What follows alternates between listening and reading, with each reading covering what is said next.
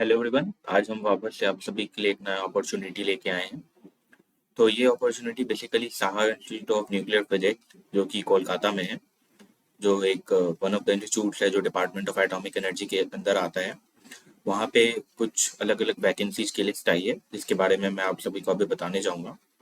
So basically जो भी vacancy यहाँ पे आई है उनको दो तीन तीन कैटेगरी में हम डिवाइड करेंगे। पहला है साइंटिफिक कैटेगरी, दूसरा होगा टेक्निकल कैटेगरी और तीसरा होगा एडमिनिस्ट्रेटिव। और जो बाकी बचे हुए कैटेगरीज हैं वो जो फर्स्ट कैटेगरी है साइंटिफिक कैटेगरी, इसमें बेसिकली साइंटिस्ट सी पोजीशन की पोस्ट है। और यहाँ पे नंबर ऑफ वैकेंसीज और जो भी कैटेगरी है उनका जिक्र किया गया है। मैक्सिमम एज लिमिट 33 ईयर्स तक का है। 7th पे कमीशन के अकॉर्डिंग यहाँ पे पेमेंट जो भी सैलरी होगी वो होगी। ये कुछ मेडिकल कंडीशंस हैं। फिर दूसरे कैटेगरी के तरफ बढ़ते हैं जो है टेक्निकल कैटेगरी। यहाँ पे जो है साइंटिफिक असिस्टेंट पोजीशन बी और टेक्नीशियन बी, इन दोनों पोजीशंस के लिए यहाँ पे वैकेंसीज आई हैं। यहाँ पे साइंटिफिक असिस्टेंट में एज लिमिट 30 ईयर्स है और टेक्नीशियन के एज लिमिट 25 ईयर्स है। और जो थर्ड कैटेगरी है वो है हमारी एडमिनिस्ट्रेटिव कैटेगरी, और या फिर जो बाकी बटी कैटेगरी हो गई वो। तो इसमें बहुत सारे अलग अलग पोजीशंस हैं, जैसे कि एडमिनिस्ट्रेटिव ऑफिसर्स की पोजीशन हो गई, security guard, division clerk, work assistant, cook की पोजीशन है। इसमें बहुत अलग अलग पोजीशंस हैं। और ये तो हो गई हमारी अभी जो भी पोजीशंस आई है उनकी बातें। अब अगर एज की बात करें तो ये एज रिलैक्सेशन का क्राइटेरिया है जो कि गवर्नमेंट ऑफ इंडिया की तरफ से कैटेगरी के अकॉर्डिंग लोगों को मुहैया कराया जाता है। तो इसके बाद हम बात करते हैं कि ये सब तो जनरल बातें हैं जो कि like reservation, government of India की जो भी रूल्स होती हैं उसके अकॉर्डिंग जो भी कैटेगरीज को जो भी बेनिफिट्स मिलते हैं वो उसका जिक्र किया गया है यहाँ पे। वो सब लिस्टेड है यहाँ पे। ये सब आप इसको एक बार अच्छे से पढ़ लीजिएगा। सबसे इम्पोर्टेंट है हमारा फोर्थ पॉइंट जो कि है क्वालिफिकेशन कितनी होनी चाहिए और क्या क्या एक्सपीरियंस चाहिए। तो सबसे पहले हम बात करते हैं साइंटिफिक कैटेगरी में। उसमें जो साइंटिफिक सी जो पोजीशन की जो भी पोस्ट आई हैं वहाँ पे सारे में एक चीज़ रिक्वायर्ड है, वो है कि आपको पोस्ट ग्रेजुएट लेवल का एजुकेशन होना चाहिए फिजिक्स में या फिर अप्लाइड फिजिक्स में। और ये तीन पोजीशन है, जैसे कि साइंटिफिक असिस्टेंट, साइंटिफिक पोजीशन की जो पोस्ट आई है सी में, उसमें चार अलग अलग हैं। सब में सेम फिजिक्स का रिक्वायरमेंट है, या फिर अगर आप अप्लाइड फिजिक्स से हो, ऑप्टिक्स से हो या फिर इलेक्ट्रॉनिक्स से हो तो वो भी रिक्वायर्ड है।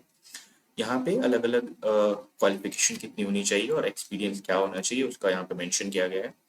आप देख सकते हैं कि मोस्ट ऑफ द सब चीज़ों में कोडिंग एक्सपीरियंस का तो मेरे को लग रहा है कि हर चीज़ में जिक्र किया गया है। ये आप इसको एक बार अच्छे से पढ़ लीजिएगा, ये इंपॉर्टेंट रहेगा।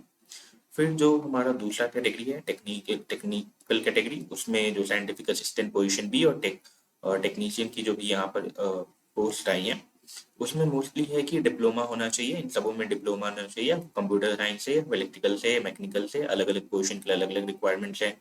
कुछ कुछ में उन्होंने एजुकेशन के बाद पोस्ट वर्क एक्सपीरियंस भी मांगा है। इसके अलावा कुछ कुछ में उन्होंने मशीन के साथ या फिर अलग अलग सॉफ्टवेयर के साथ आपको नॉलेज होना चाहिए, उसका भी जिक्र किया गया है।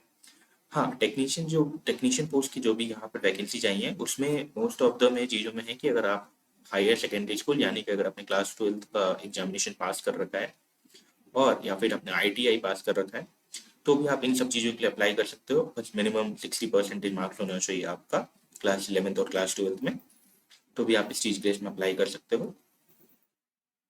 उसके बाद जो तीसरी कैटेगरी है एडमिनिस्ट्रेटिव कैटेगरी, और या फिर जो भी बाकी बच गए जो कैंटीन वगैरह का या फिर सिक्योरिटी गार्ड, एडमिनिस्ट्रेटिव ऑफिसर्स, इन सब चीज़ों के लिए है।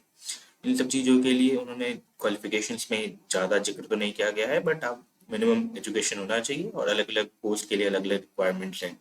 आप इसको एक बार अच्छे से गो थ्रू कर सकते हो।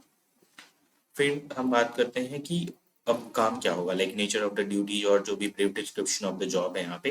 डिस्क्रिप्शन ऑफ द जॉब और जॉब डिस्क्रिप्शन, बेसिकली जेडी क्या होगा अलग अलग पोस्ट के लिए।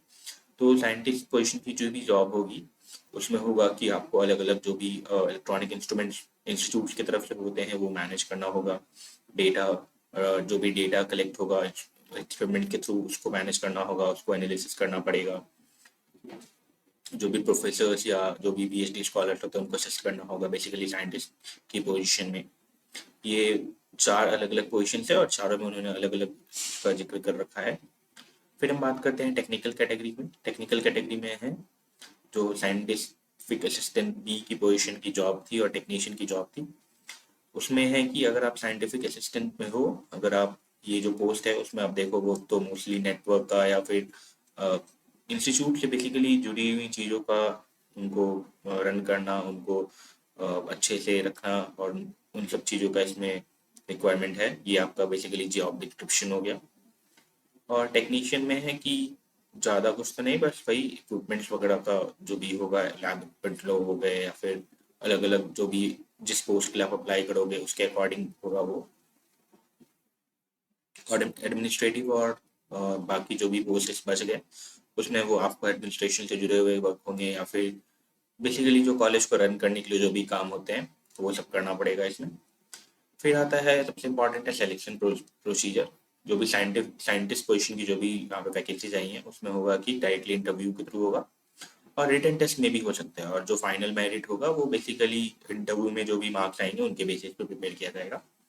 साइंटिफिक असिस्टेंट की जो भी होंगी उनमें सिलेक्शन प्रोसीजर बेसिकली दो फेजेस में होगा। पहला फेज में रिटन टेस्ट है, सेकंड फेज में जो भी कैंडिडेट्स रिटन टेस्ट में क्वालिफाई करेंगे उनका एक ट्रेड टेस्ट किया जाएगा और फाइनल मेरिट लिस्ट जो है फेज 2 में जो ट्रेड टेस्ट कंडक्ट किया गया था उसके बेसिस पे लिया जाएगा। फिर है थर्ड या जो सेकंड कैटेगरी थी वो टेक्नीशियन की।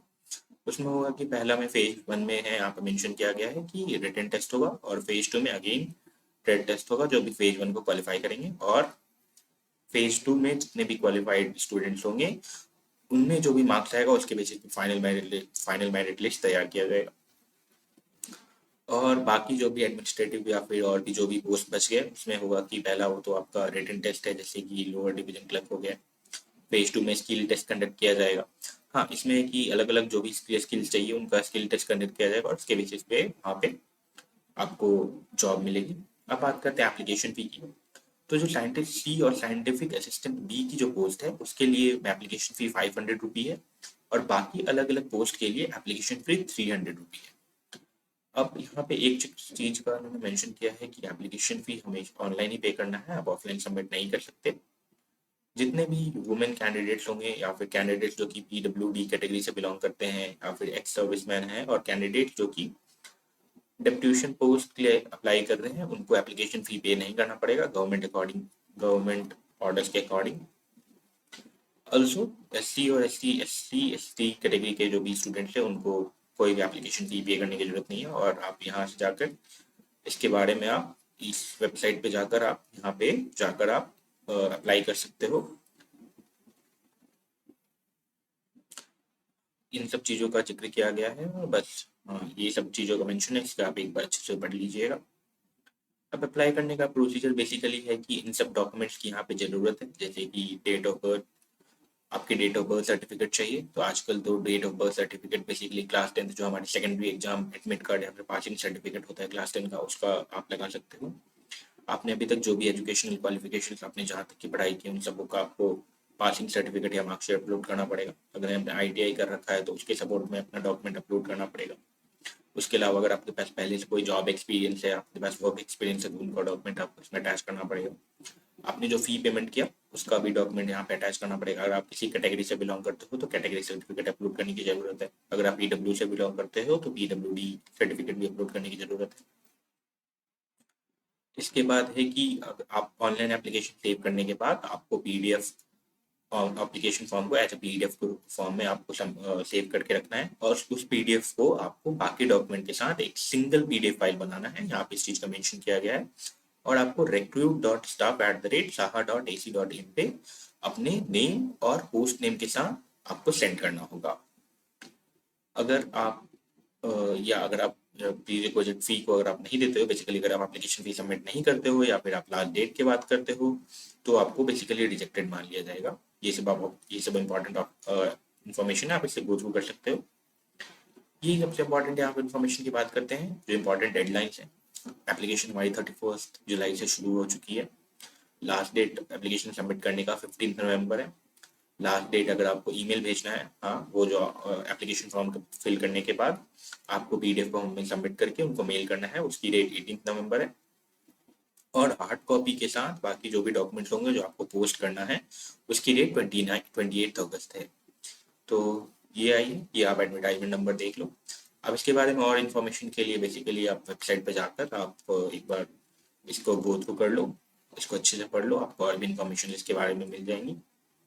तो please like share and subscribe. मिलते हैं फिर नेक्स्ट वीडियो में।